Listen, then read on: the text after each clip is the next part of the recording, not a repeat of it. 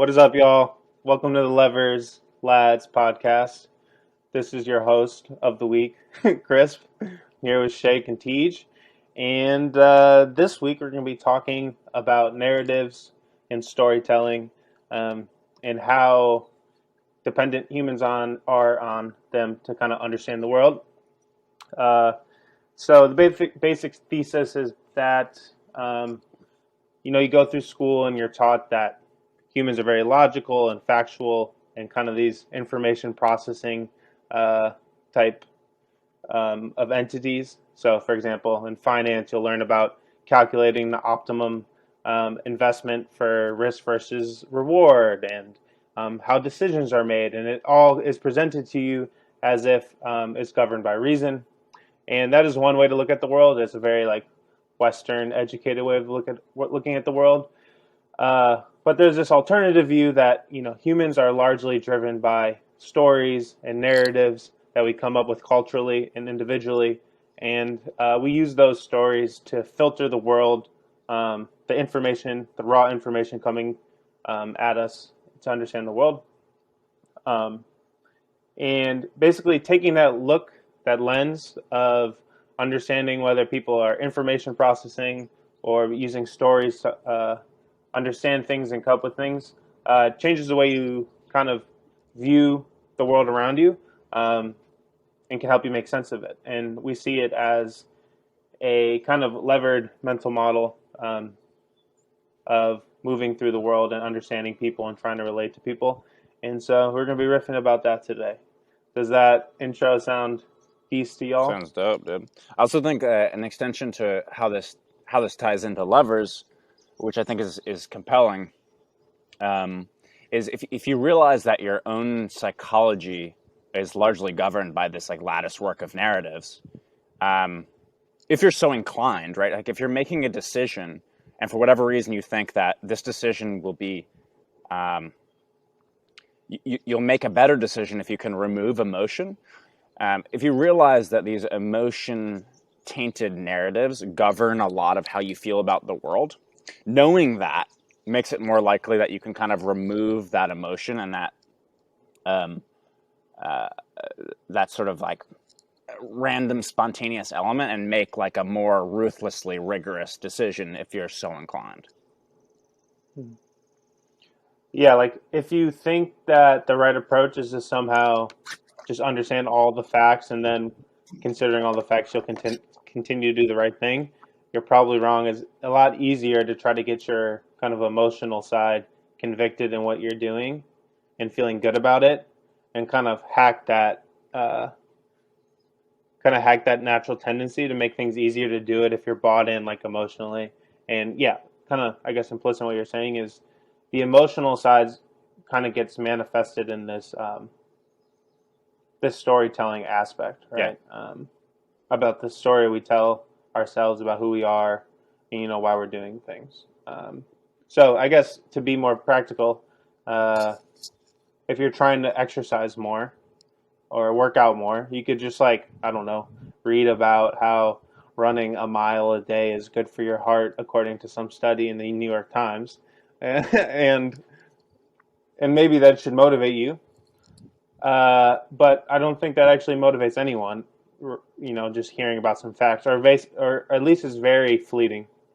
Versus if you have a reason why you're working out, um, because it's somehow related to your personal identity. You're someone that enjoys exercise, or if you're out of shape, and you want to get in better shape for your family, or coming up with a reason why you're doing it every day that's not tied to numbers, but is tied to somehow the story about your identity, can motivate you to do that more easily. I think that's a really good point. And if you can embed your motivation in a really deep emotional appeal, it's really more sustainable because that motivation, embedding it in emotion, it sort of accesses a different part of the brain, right? Like it kind of slithers into the subconscious via the amygdala, as opposed to like hitting your like prefrontal cortex and like a direct like rational cognition. It's a different thing, right? So like to Chris's point, if you're trying to work out more, like one really effective thing to do is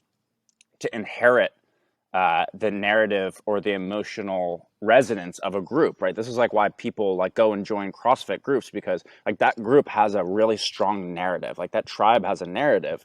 And if you go and as a human being, as a social entity, if you go and enter that narrative, um, that's super, super powerful, way more powerful than like, for example, like realizing that like I read a news article in Scientific America that says like eating keto lowers my risk of like a heart attack by like 12% in this randomized controlled study over 40 years with 40 people. Like it doesn't mean anything to anyone. Like you can read that 1,000 times and literally never remember it.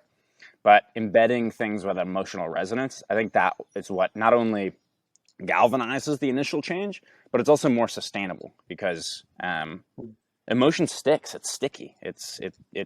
It sort of just like loiters on you in a way that I think something factual doesn't. It just doesn't. It just bounces off, kind of. I think the connection too between the stories and the group is super important.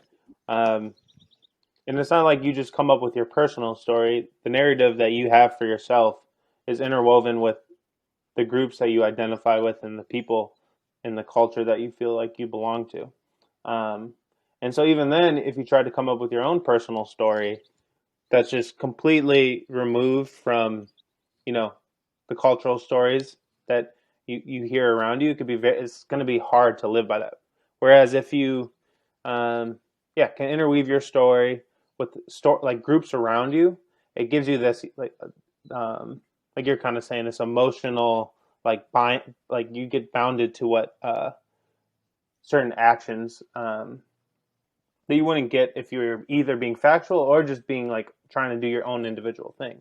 So if you can find, yeah, like this fitness group, you're like, I am a, I'm a CrossFit person, and CrossFit people do this, Right. 3 times a week, and it like kind of starts to seep into a lower level of your cognition. Then like that's how you can then get these like really good, healthy exercising habits. I think that the flip side of that too, right, is like it's a double edged sword. Our like amenability as humans to inherit narratives from tribes and society, and those narratives sort of being a proxy for our reality. Like it's usually it can be good, right? In the case that like you want to improve a behavior, if you're inheriting the narrative of a group that embodies that behavior, that's dope, right? But oftentimes, like we get so caught up in these fictions, really, that we inherit from society, that what it really takes to see down to the truth is to completely step out, right? Like to completely Ted Kaczynski. And so, like, I think that's been really important for me, realizing the frailness of fiat economics. Like, I was taught at WashU, right? WashU Business School, and then I went to traditional finance. I was inheriting narratives for 6 years, right? I was inheriting fictions for 6 years, but it can really help to see things as they are, which may not be for everyone, right? Like that can be a very scary place. It can be a very lonely place, but it can help to step out of these architectures if you do seek to see what others don't, especially earlier, which can help particularly in investing. Yeah, that's interesting to think about.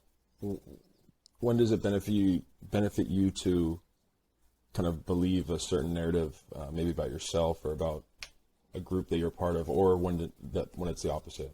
I hadn't thought of like when it's the opposite, but yeah, like I think it's kind of, as I'm thinking about this, I'm just reminded of like the law of attraction that people talk about, and usually I kind of like bash on it, right? It's like the idea like you think positive and positive things will happen to you. But honestly, like if you have a positive self narrative, I think that that's kind of a case where where I would be a proponent of that kind of like manifestation thinking, because like if we bring it back to like a fitness example, right?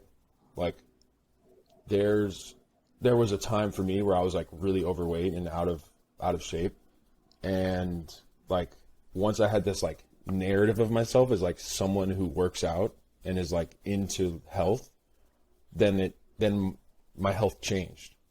But I had that narrative like before I was actually Yeah. healthy. You know what I mean? Um, and so it's yeah. So I don't even really know what I'm saying, but yeah, personal narratives I think can be a good thing and a bad thing, right? Like if we go back to the guru episode, if we're trying to think of like a bad example, like the narrative of like, oh, if you're like a smart, if you're a smart kid and you were brought up well and you work hard, like you go to a good school and you get a good job and you get a lot of money in your 401k, right? Like that's kind of a narrative. And obviously, like we all had a full episode where we kind of talked about, another side to that. But Yeah, I yeah, think, I mean, a place that the narratives on the negative side show up is like politics. Like almost always we simplify political positions into like blue believes this, red believes this. I'm a member of blue, so I have to believe this thing, right? And then these narratives are used to basically re- reduce any, like critical thinking about what you should and shouldn't believe. And then it's very hard for you to be like, well, I can't believe this thing anymore because if I don't believe it, then I'm not a part of the blue team, right? And so then you're or your red team, but so your stories can kind of make you indebted to these groups, and then they can take control over you, right? And I think that's kind of what Teach is saying is like there's this it's a double edged sword where you can start belonging to a group to get healthy like kind of healthy stories that make you do things that you want to do really easily, or you could belong to certain stories that get you to do things that you don't want to do, and you kind of lose your autonomy.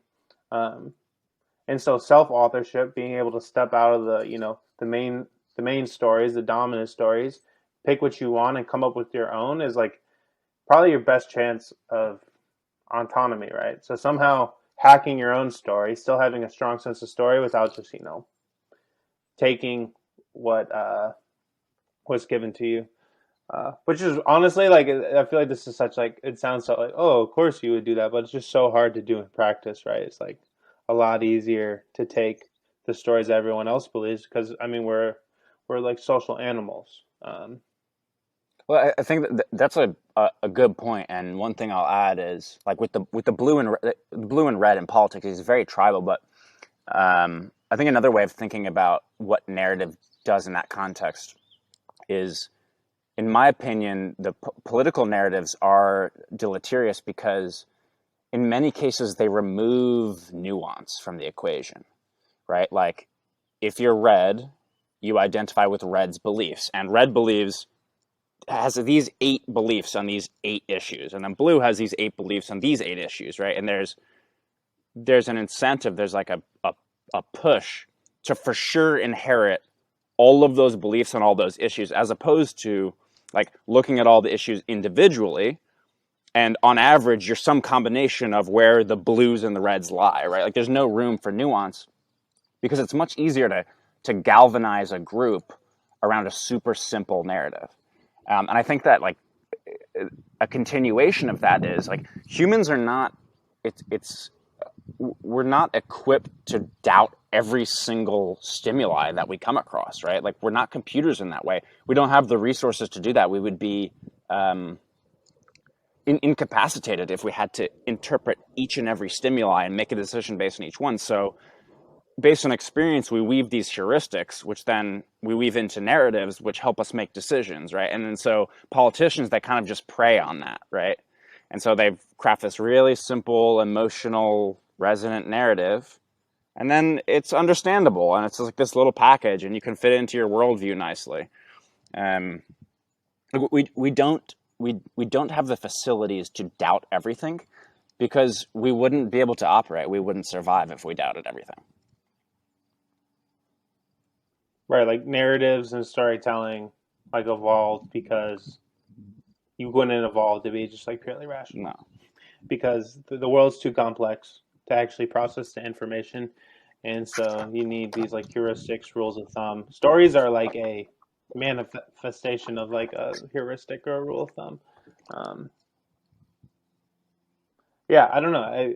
I guess I think it's kind of interesting. Like, are there like what are stories that you guys find yourself telling yourselves that and use it to like kind of? I mean, Yeah, to I govern your am worthy. behavior. I Not am even govern. successful. It's just like kind of. I am rich. Yeah. I am handsome. I am handsome. Yeah. No, literally, one of them I've Yeah. started telling myself because I heard my boy Trader Maine, who ghosted me on the interview request, but I heard him talking about the law of attraction. And like I said, I literally usually talk shit about it, but I've been telling myself a story that I'm a good trader, even though I'm not. Dude, you think Trader Maine tells himself? That's a positive You one. think Trader Maine tells himself the story that he's a thick neck, or does he inherit that story from the crypto Twitter tribe? That's the question. Is it self-generated? Is it self-authored, or is it inherited? Here's something. The stories on crypto Twitter are so funny. Like people that I mean Maxis are just a manifestation of storytellers. They're like, like the Bitcoin maxi that thinks that Bitcoin is gonna be used for everything, storyteller. The Eve maxi that thinks somehow all of computation is going on Ethereum, even though it does 10 TPS, storyteller. Like, and whoever's not a maxi isn't fucking posting about these things on Twitter. Which is another thing. The loudest people are Yeah, the storytellers. yeah, dude, and they're smart for doing so because of this whole thing that we're explaining, Right, right? Pomp has like 2 million Fucking followers, and the worst thing about Twitter is that the the storytelling is very simple now. It's like 6 words. We don't have any. Our stories are so boring. It's like Bitcoin is inevitable. Dude, the story's No the plot. story's Few, even more boring than few. that. It's just laserized. That's it. Yeah. The meme is the message at this point, I guess. So, Uh, something I was thinking about this morning is it's almost become a like a trading aphorism on crypto that crypto trades on narrative, right? It's different because it trades on narrative. It doesn't trade on fundamentals. I've been thinking about that a little bit, and I think it's sort of bullshit. All markets, I think, trade on narratives. Crypto is just a younger narrative, right? Like public equities trade on narratives, bonds trade on narratives, commodities trade on narratives. Everything trades on narratives because the market participants are all humans, not computers.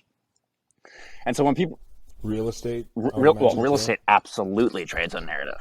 Like, oh, this neighborhood's up and coming, or Hundo P. So whatever. if you take crypto Twitter and people are like, it trades on narrative, it trades on emotion, it doesn't trade on fundamentals. I think that's tricky because crypto is so young that we don't even know which fundamentals are relevant. Like, who the fuck knows? Like, total value locked in DeFi? That could prove to be way less relevant when a bear market like pulls all of that liquidity out, right? And then people look to something else like, you know, number of wallets that are partial to Aave versus DYDX or something else, right? Like, crypto trading on narrative is just people saying that I think is just a an outgrowth of the fact that crypto is a young market and people don't know what the fundamentals are. But Shake, to your point about real estate, I think that's a really good example. Like fund managers, they like to get super like sanctimonious, right? About people throwing money into emotional things like crypto. And so the way I think about the things that they invest in, if we're going to be super honest, like a productive asset has two drivers of it being a wealth generating thing, right? Like you have cash flows, so rents in the case of real estate, interest payments in the case of bonds, dividends in the case of public equities. And then you have capital appreciation, right? Which is, you know, ultimately what will the market value this thing at the end of my hold? The first thing, cash flows, can sort of be put into a model, right? They can sort of be looked at in a quantitatively rigorous way. You can basically say, this is the expected coupon and this is the probability that I'm going to get this coupon. Plug into model. Okay, fine, model can sort of do it. But that second part, the capital appreciation, you're betting on a narrative. And if you have a Well, to be portfolio, fair, you can use Fibonacci levels.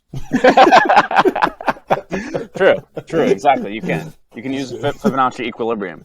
The second part, the capital appreciation, like you as a fund manager, you're betting on a narrative coming to fruition. Particularly in real estate, I think that's the easiest example to understand, right? The Miami example. As someone who invests in Miami real estate right now, you're betting on actually like a lattice work of narratives. A, Francis Suarez, open towards crypto, open towards innovation, low taxes in Florida, beautiful weather, attractive people. That's one narrative. You're also betting on two bearish narratives. San Francisco, horrible governance, high taxes. Innovators leave San Francisco, they go to Miami. New York, bearish narrative, bit license, it's clamp down on crypto. People will leave New York, they'll go to Florida, right? It's a cascade of narratives that you're betting on as a fund manager, which is very, very impulsive and very narrative driven, right? You have a portfolio of narratives that if they come to fruition, then they enrich your narrative as a fund manager, whether personally or financially. I think also another worthwhile point is the success of your narrative as a fund manager is denominated and measured in another narrative, which is the US dollar, right? It's a collective hallucination. So I think it's like a lot of people in the quantitative sciences like to say that it's a little bit silly to invest in frivolous things, but like everything is frivolous and everything is emotional and everything ultimately is narrative, right? It's kind of narratives all the way through. Yeah, I actually think this is yeah. Go ahead, Chris. Give it a rip. Give it a rip. Well, I was just going to say I like this riff of like narrative-driven investments, and I just watched the documentary for WeWork, and you had this. Have you guys seen that?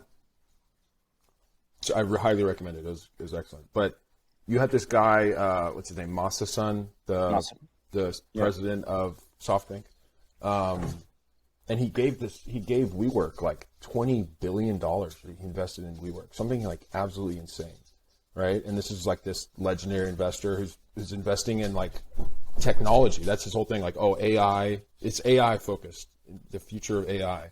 And he basically bought into this narrative that this guy was selling of like, basically a company that represented like a commune or like community. It's like looking back at it, you're like, God, that is the most ridiculous fucking idea I've ever heard, But obviously it wasn't at the time, right? You had like guys way smarter than me dumping billions of dollars into it. And so, yeah, I really like what you said, Tej. Like, it's not like crypto is like, oh, it's super irrational compared to TradFi and it's all narratives. And it's just like, no, everything is narratives, right? And I'm trying to think of that other company where they had the fucking lady who acted like Steve Jobs, and it was like, you tested your shit. Yeah, what the fuck What's was that company that? called? It's Elizabeth. I can't remember the name. Theranos. Is her name Holmes? Theranos. Yeah, Thanos. Yeah. Yeah, dude. So it's all goofy shit, man. And it's like, I guess that's the point of our podcast is like, this podcast is like, just understanding that is the lever, right? And like being aware of when it benefits you and when it doesn't. Right. You use the narrative, like realizing that things run on narratives, realizing the world runs on narratives. Use the good ones, or use a narrative to your advantage to enable good behavior, and then realize when you're being armed by a narrative. I do think there's this there's an interplay between like the physics and the psychology, right? So there ultimately is like reason or like there's a cause and effect, right? So it's not like everything is just purely irrational. So in business, like like a product has to work. Like their engineering needs to make sense, but it doesn't. It's just not all that makes sense. So I guess an example would be like the iPhone and Apple. They're a great example of like their technology is great, and so there's a lot of reason there. But then there's also this amazing storytelling on top of it. And so I wouldn't say that like I don't think you guys are saying this, but it's not that it's all irrational because some people go there. It's like everything, nothing makes sense. There's no reason, and it's just all emotions. And I think it's just that it's a lot of emotions that's overlaid on top of the physics. But there is physics there, right? But That's why you can step out of the narrative. Actually, like if you thought everything was just only narrative, it would be like, how do you pick one?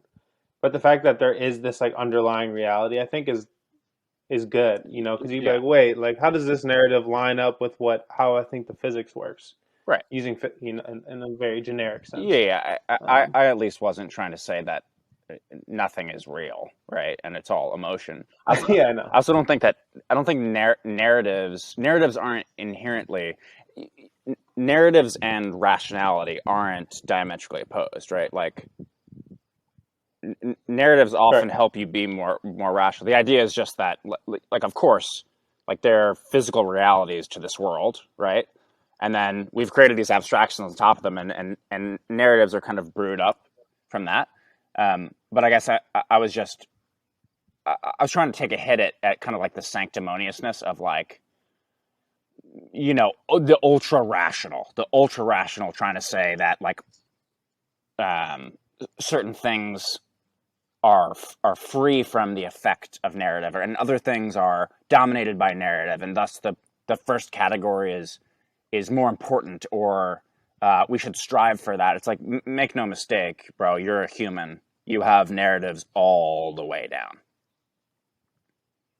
Right. Yeah. You can't just be like, oh, it's going to be all reason. Like that's just is so silly. And I think understanding that honestly is mostly narratives. Like there's a little bit of reason there, that like only when it's uncomfortable will we pay attention to the physics. Only when like things break. So like in WeWork, where it's like, oh, I just gave you billions of dollars and I've been giving you billions of dollars, but this actually finally doesn't make sense. Or with Elizabeth Holmes, it's like eventually you're like, wait, there's nothing here. But it took them a long time. Yeah, But eventually they did run into the yeah, physics, dude. but it took them way And longer than it should have. she tricked a lot of eminent minds, many hundreds of eminent minds. She tricked, right? So it's like no one's immune. Right. I also think there's like, Like even if you got your nice like Western university like elite degree, you went to Harvard, like you still are a narrative machine. bro, that's why the Twitter MBA makes you anti-fragile to narratives. Harvard makes you fragile. Elizabeth Holmes will get got. I also think like another interesting thing is the idea of narratives and fictions avoiding reality actually being more adaptive for people and groups than facing the realities. Right, for many hundreds of years, um, there was this collective fiction that sort of ran shit called religion, right? And that was really important, and that was super adaptive to people communing as groups and pursuing resources and pursuing goals as groups, because you needed some fiction that incentivized pro-social behavior over sort of an iterated game among people, right? But then at some point, it became adaptive, like we're talking about like Enlightenment era. It became adaptive, like reason suddenly became chic and adaptive during that period for whatever reason, right? And so then we flipped to like a more reason, logic-based, STEM-based approach to understanding our surroundings, right? Like we eschewed the fiction called religion, and we engaged, in a lot of ways, a new fiction called science, right? Now today, I think we're at this interesting point where it's not really clear which fiction is adaptive for us right now. Like religion's sort of waning, like science has been used sort of to fuck things up. But I mean, obviously science, to Chris' point, there's still realities there that make up the basis of everything. And then like politics and the state, that's sort of eroding too, and that's different fiction, and money's eroding. Like there's a lot of fictions, I think, that are hitting their trough right now, and it's unclear what the new relevant fiction that allows us to coordinate at mass scale might be, but it will be crypto. So I do think I think an interesting thing is I was talking about whatever physics, reason, blah blah blah, but science actually has a narrative structure as well, especially as it appeal like as it works for normal lay people today. Um, like unless you're super specialized and you understand what the science is talking about, like you can go work with the models that they're using. Like science ends up being a narrative for you because you can't verify right, how it works, you can't check the right, models. And so when people talk about like I believe in science, I believe in reason, they're actually just like going along with the science that they're being told works. And it's funny that you brought up the Enlightenment and how we eschewed religion. Like Nietzsche has this whole point about how Enlightenment, they killed God and they replaced religion with science, and so now like science is our new God. And I always think about that because it really does. I think it makes a lot of sense, and the reason why is because science gives this like veneer of logic, but if you dig into it, actually, like you can cherry pick to basically make any outcome um, appear to be science, right? Like, so all the methods are very hackable, and so what that means is like you can lie with statistics, right? You can lie with math. Um, so just because someone says something is science, they're like they're using that. Like it's crazy how like you can co-opt something that is supposed to be non-narrative into a narrative, And then their narrative is that they don't believe in narratives, they believe in science. But that is a narrative, Right. Like, which is, I guess, to your point, is narratives all the way down. yeah. Like, yeah, I completely agree because in science, like, how do people do science, right? Like, they need money. Like, these scientists make money and they need to get grants. And who gives grants is like people who are pushing a narrative.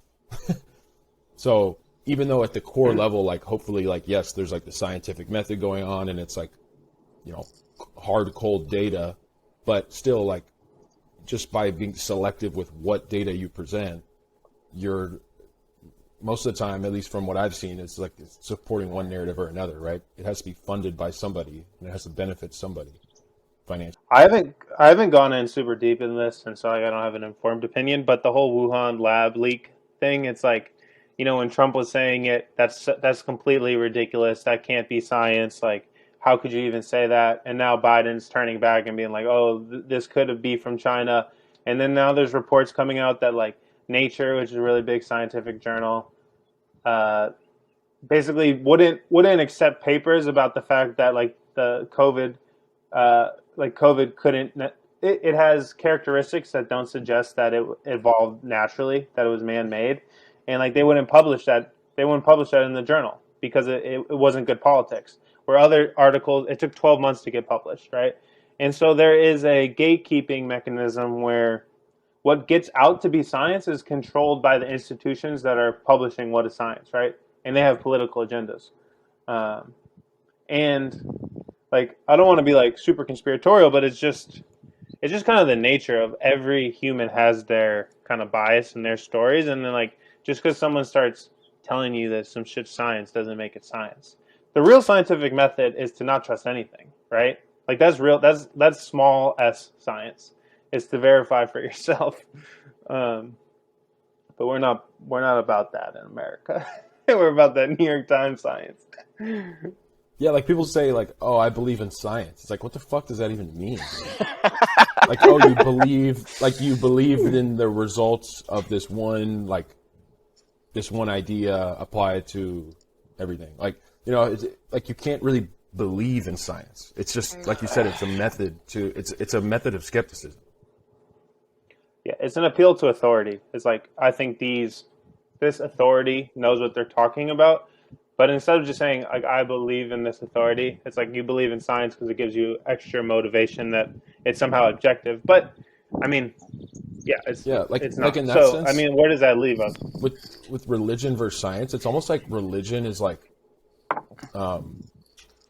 more honest because it's like you got to have faith, dude. Like, it's like Yeah, you got to take a it leap. You seems got to like take a leap. yeah, it's like just bear with me here, Whereas science is like, no, this is 100% real, and you have to trust us because we went to school for 8 years. Religion is definitely it's kind of embraces like, yeah, this is an emotional, like, it's a feeling. It's not like a thing that you can, map out in an argument necessarily. People try to, but I believe in science is no different than I have faith in science, my new based God. Right. Also, like, there's something, so when you said that, I believe in science, like, it sort of gave me, like, it made me cringe a little bit. Like, I feel like that's one of those, like, classic things that you only say if you're trying to defend the fact that you do the opposite, right? Like, if you have to say, I believe in science, that probably doesn't mean you do any of your own lowercase s science, right? Like, you're outsourcing your understanding of the world to experts that you do not verify. That's what a belief in science is, right? It's like you're outsourcing all of your understanding, all your cognition to, like, a lattice work of specialists, right? And that's how you come to your understanding of the natural world. Yeah. I mean, I think and then it's like, this is where it sounds like you just shit on science. Like, well, what are we supposed to believe in? It's like, well, this is where, you know, trying to study, like, epistemology, theory of knowledge, and, like, how do you understand things, and what, like, that's why that's important. And you can kind of come up with this, like, self-reliant Right. kind of, like, understanding of the world, which isn't, like, all going to be true. It's going to be based on a lot of different ideas and models. Um, and you're never going to arrive at conclusions, but you can look at things from a bunch of different lenses and then eventually arrive at conclusions that can change over time, right? But it's not static, and there's not going to be just like one answer to everything, right? And I don't think that's bad. I mean, if anything, that's good. It makes everything interesting. I don't know. This could be wrong. This could be right.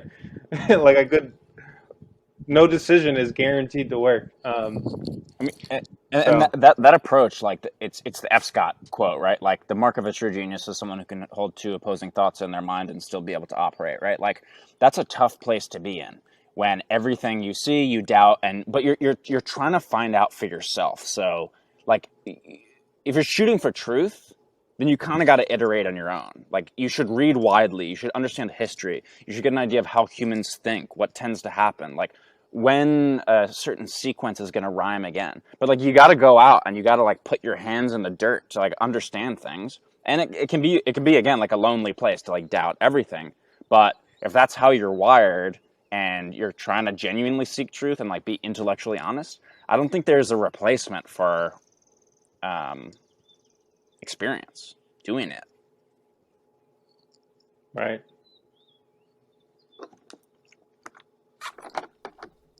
Yeah, this is kind of unrelated, but with so yesterday when I was preparing for this, I was like trying to find research about narratives, like in psychology. Like specifically, this one thing I can talk about, but I realized like it's actually hard. Like if I wanted to critically read this research paper, like it's really hard to find it because you generally have to pay. There's a paywall, right? And so kind of like you got, I think TJ, you said it, like you're kind of outsourcing your cognition to this abstraction of what science is or like academia. And it's like on one hand, it's like it's efficient, right? Like none of us can like fully understand and actually do the research to understand everything. Like it's just that would be ridiculous, right? Like one person can barely know one subject fully. But on the other hand, it's like, yeah, I forget where I was going with it, honestly. But yeah, it's like it's hard to even actually do the work scientifically. Yeah. And so, kind of to Chris's point, like it's not like we're saying, oh, science is bullshit and it's all narratives, or like, narratives are bullshit and you have to believe in science, quote unquote. But just understanding that there's this kind of give and take in the world, and that nothing is black and white, right? But it's easy for us to understand things as black and white. Like that's kind of how, just in a very pseudoscientific way, I think that we're kind of we evolved, right? It's like to believe like, oh, like this is good, that's bad, Yeah. and like make these quick decisions on it. That's why this bipartisan system of politics that we have in the U.S. is like so easy for people to be a part of. It's like, oh, I'm on this team. Yep, this is what my team believes, so I trust them. And it's like, why the fuck do you trust that team, dude? Like, do you even have any reason to trust them? There's no one. I mean, I don't know anyone who's like a diehard like Republican or Democrat who like actually, at least me, I haven't heard like a good reason why they're like blindly trusting this fucking abstract team.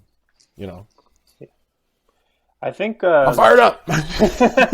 I think when you approach something in science, like a study, they're making some conclusion, right? Like you're not an expert on the subject, so you can't dig into it super deeply. Like, what are you to do? I think one, like, you have to consider like different factors. Is one, like, what's the bias of the person that's posting this? Like, maybe you know, maybe you don't know. Usually, when you hear about a study, it's through like some media outlet that's giving you the story. So, like, why are they giving you the story? That's one thing to consider. Two is like, how does what that story says line up with like how you interact with the world, like your local experience? Does it make sense, or is it way out of touch with how you experience things? Because if it's out of touch with how you experience things, then you have to be kind of questioning it. It's like, well, this is saying X, but I experience Y. Does that add up, right? And then also you have your other like kind of mental models about how the world works, and how do they line up with those, and you kind of like try to triangulate, like, does this make sense, does this not make sense? And I think a good place where this shows up is like fitness and health, right? Like we always thought, like, oh, people are trying to tell you to do X, or people are trying to tell you to do Y. You should fast. You should eat 3 meals a day. What you could do is you could try them, right? If you think they're safe enough to try them out, see how your local experience feels, and then compare that to what the study says. And then if they don't match, then maybe the study's BS and the institution that gave it to you is BS.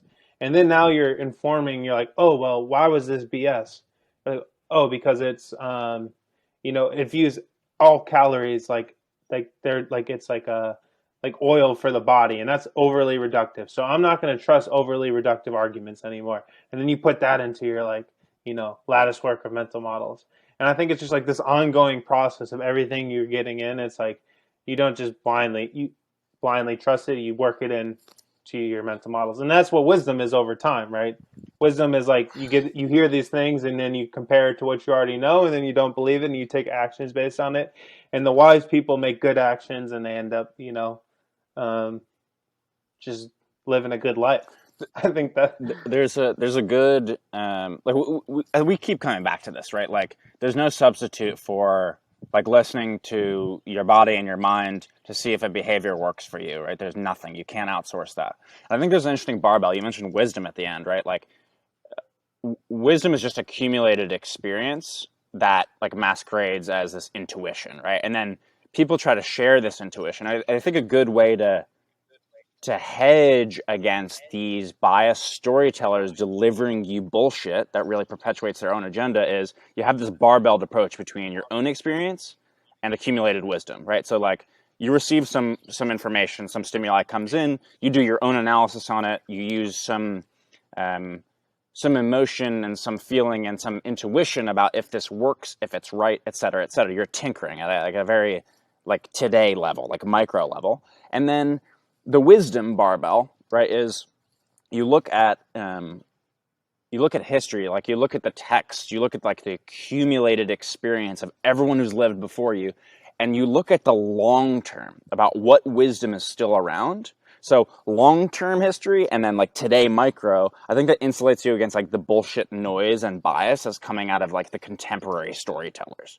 right? And like I think that's why it's important, like something like philosophy or reading about epistemology, like what I think like a potential rebuttal to reading that shit is it's very highfalutin and like esoteric and like it's an intellectual circle jerk, right? That only like this small group of intellectuals understand, and it's like it's not relevant or practical. But like ultimately, the point of reading that stuff is if you amass enough of that, and if there's philosophies that are super old that are still around and people are using, like that can inform how you interact with the world and like how you might see things. And like this is why I think reading is so fucking important, because you're agglomerating experience from others, and if those experiences, if that intuition is still here, then there's probably some morsel of truth to it, right? Like it hedges away all of like the weird contemporary bias shit. Right? I'm reminded of when Guru went, Hunter Gavara is Lindy. That was the most awesome thing. He's like, yes, Hunter Gavara is Lindy. I was like, that's fucking awesome. But yeah, I mean, I love what you just said.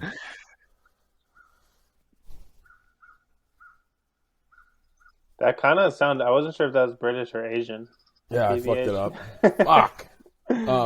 So I wanted to say, like, We got some. and I thought of this when Chris, the last thing you said, Chris, like, it requires you to really go against the grain, to I guess, to like become wiser almost.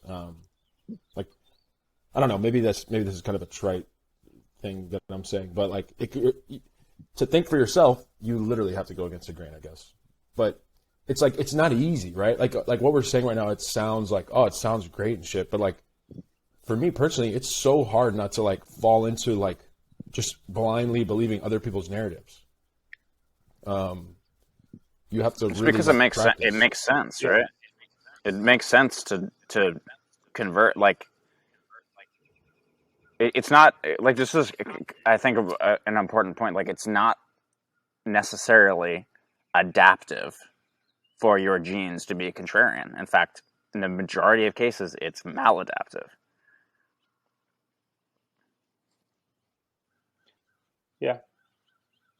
Jordan Peterson has in his whole Maps of Meaning book, he talks about like uh, kind of chaos and order and how humans we actually like have narratives and stories that we tell ourselves that dictate how we should act in the world, and we use that to operate and like go from like figure out the means to the ends we want, and that's kind of what culture is. It gives us the map of how to act with the world.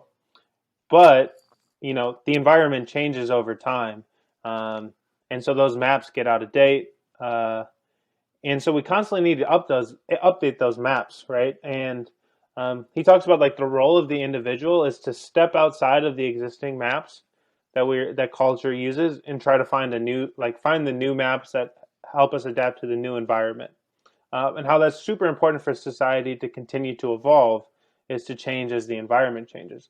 But it's actually incredibly tough to do because once you step out of the existing maps, you're confronted with the unknown, which is just like trying to understand the unknown is like so debilitating and so hard to do. Um, that it's way easier just to stick into like the existing frameworks. And he kind of says like that's why we need to have respect for the individual thinking for themselves, because it's those people that go out on a limb, come up with new ideas, and bring it back to the society that move us forward. And so any kind of society that, and this is he gets like he's so like fired up, but he says basically like political ideologies that put down the individual are very bad because they like try to tell you like they give you this ideological and dogma, like this worldview that it's never wrong, so you can't step outside of it, and that's really bad for society because then there's no people that can go update those maps, which I think is super interesting. And so he like puts a lot of focus on like the hero is kind of the person who steps out of the existing maps and goes and finds like a new path and brings it back to society, and that's kind of his like archetypal hero, which it's borderline like spiritual, but I really like it. Oh, I think it's dope. I feel like that explorer, right? Like the one ant who goes out in the frontier. Like for ants who are programmed, like that makes sense, right? Like that, no one questions that. But for a human, the human that explores is the villain until he proves that the new map works, and then he's the hero. Which is why the introductory phase of being that explorer is so painful, and why I think so many people just they're like, let's stick with the simulation. Let's plug into the matrix and bool and maybe have sex and eat and have kids, and that sounds pretty good. Right. I think that's why, like it's good that Western society praises like the entrepreneur or the crazy scientist or, you know, the author, because they're the ones that are like trying to go out there and do something new that's can't necessarily like it hasn't been done before, but that updates all of society's models, right? Um, and that's super important if we're going to adapt, right? And that's kind of that's part of the argument against like socialism planning from the top down, is that we don't have all the knowledge we need forever, right? We need to update our models over time. And I think it's actually super interesting, like towards the end of the book he defines like evil. Like we think about evil as like doing something bad, but he's like evil is like not acknowledging anomaly or like errors with the model. So if you just act like there's nothing wrong with the stories that are being told, that's evil. Like being a good person is like stepping out and acknowledging when things don't make sense. Because if you don't do that, you can become a slave to these ideas. And he basically goes on to say like that's what happened with like communism and fascism and like during World War II, right? It's like you see things that don't make sense, but you just keep going with the story. And so you have to acknowledge anomaly, to be a good person, which was like I've never heard before, and I thought that was like really interesting. I've never heard that either. There was I don't know if you guys saw the the Lex Friedman. Who's the hardcore history guy? Dan Carlin. The Lex Friedman with Dan Carlin. They talk about evil a little bit too, and just right off the bat, the premise is tough, right? Like, what the fuck is evil? How do you define that, right? And I think the first thing, like, this is an interesting definition of evil because it's sort of independent, right? Like, you ask the question: are humans inherently evil? Or humans are inherently good? Like Hobbes versus Rousseau, right? I think both those are wrong. I think the answer more lies in this more objective definition based on certain circumstances. Like, humans have the capacity for everything, for the entire spectrum, right? And if they do have that capacity, then the circumstance, the narratives are what push one to one extreme or the other, right? And so if the narrative is perpetuating and you're the guy that sees, I don't think it's just an anomaly, right? It's, you see a deviation from goodness, right? From virtue or moral, however you want to define those things, and you do something about it. And evil is the circumstance and the bad narrative comes up where people are suffering and you do nothing about it. I think that's compelling. It can be applied to the era and the epoch, like, sort of independently.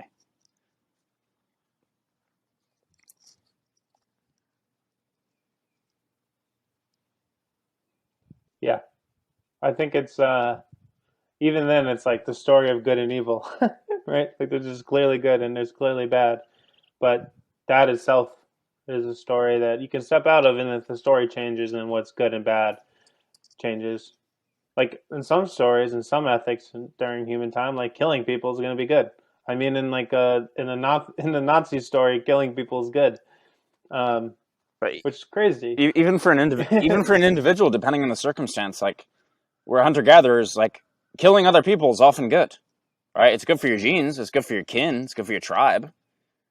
Is it good for, like, the net welfare of all the humans on Earth? No, but, like, is that even a relevant network? Is that a relevant metric at that point? Like, now it seems like human welfare is this relevant metric for whatever reason, right? So killing other people is a bad thing, but it's actually a super tricky question. Is like, is what is evil for net human welfare is probably damn good for your own genes sometimes. Like, opportunism is good for your own genes and absolutely negative for your counterparty, right? And so there's an interesting thing that happens where, like, if you have a single game between two maximizing humans, evil is good because evil means that you probably win that exchange. And if there's no more exchanges, that's what you ought to do. That's the Schelling point.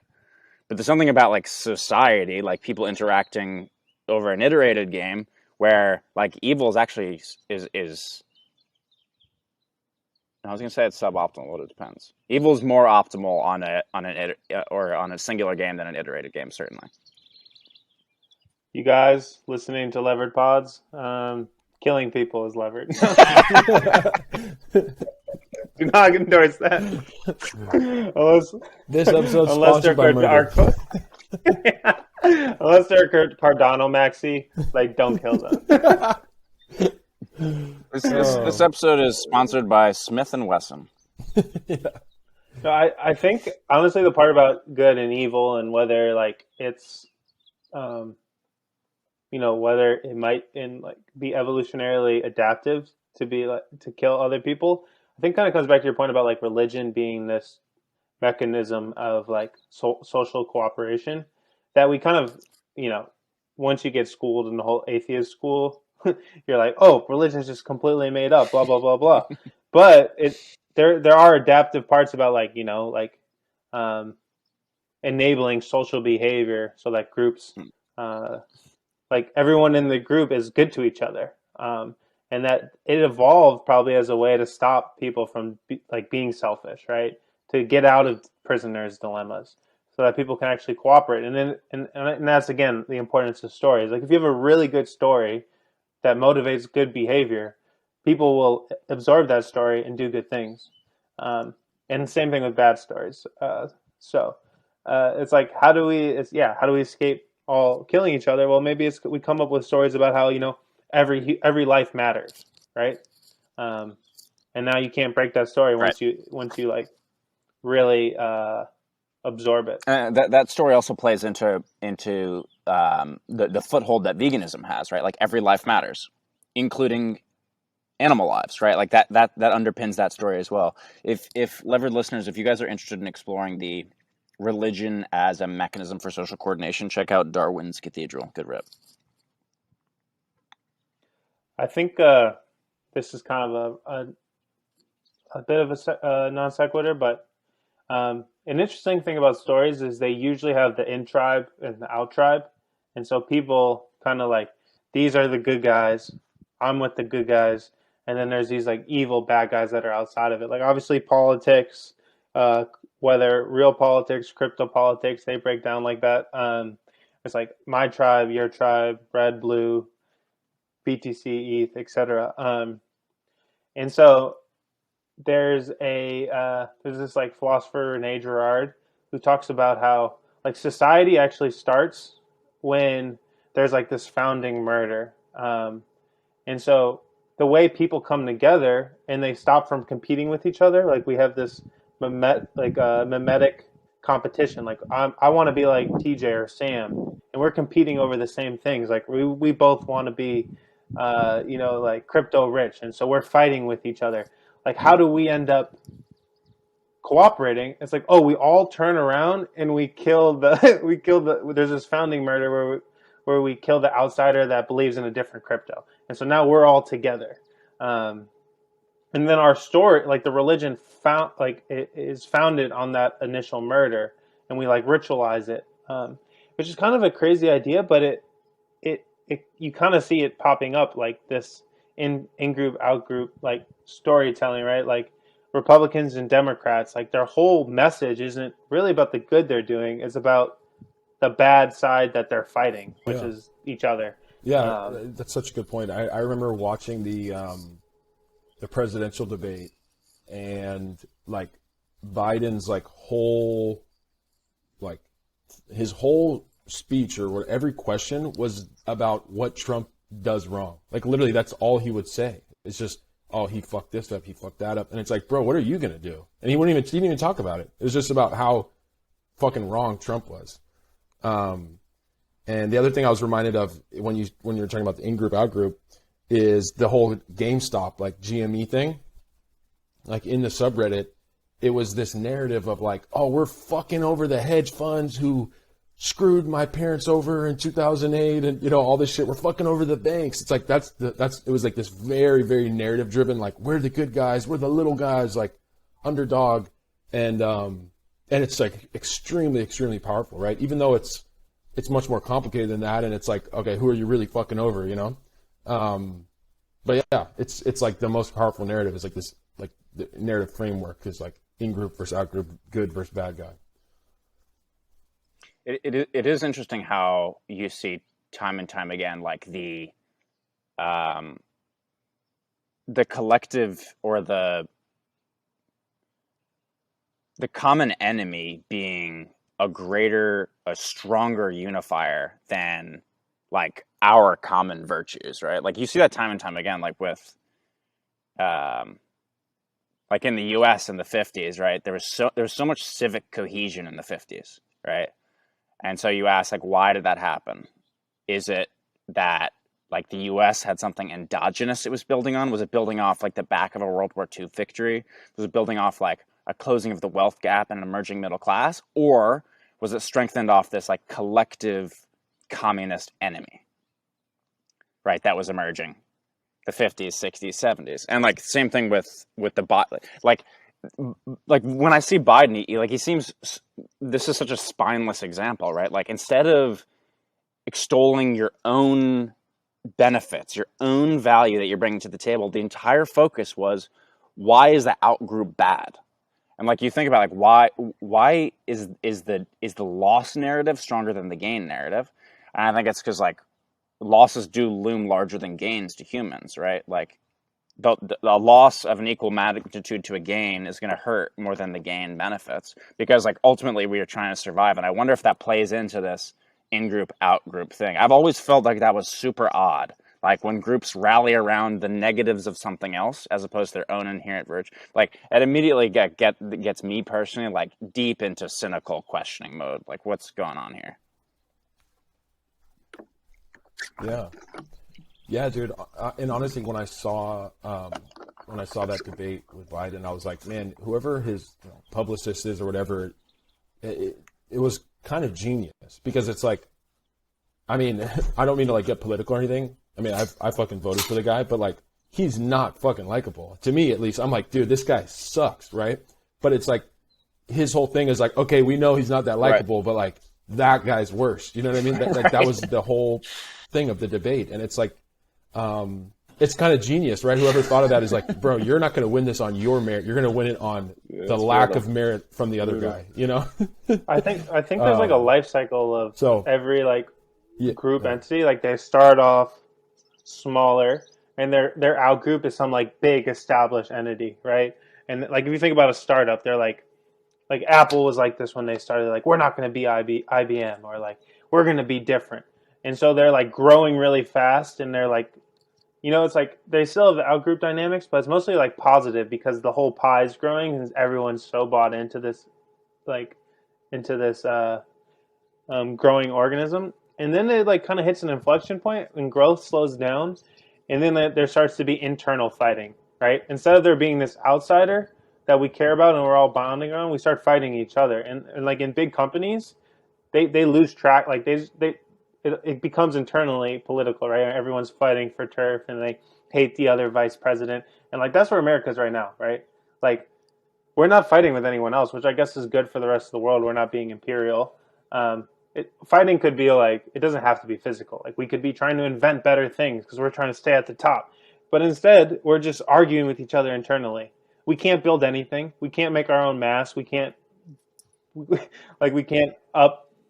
upregulate the amount of care we can provide for sick people, but we're just going to argue with each other, and I think it's a sign of a decaying institution when all the in tribe out tribe is internal, which makes me kind of worried about America. That's really interesting, and I like how you kind of said it, when the whole pie is growing. Honestly, to bring it back to crypto, I got that feeling like that maybe during the Bitcoin conference, it's like everything was bearish as fuck. So it's like they're kind of like more pissed about altcoins than if Bitcoin's price is going up, they're like, haha, like everything's up only, it goes up.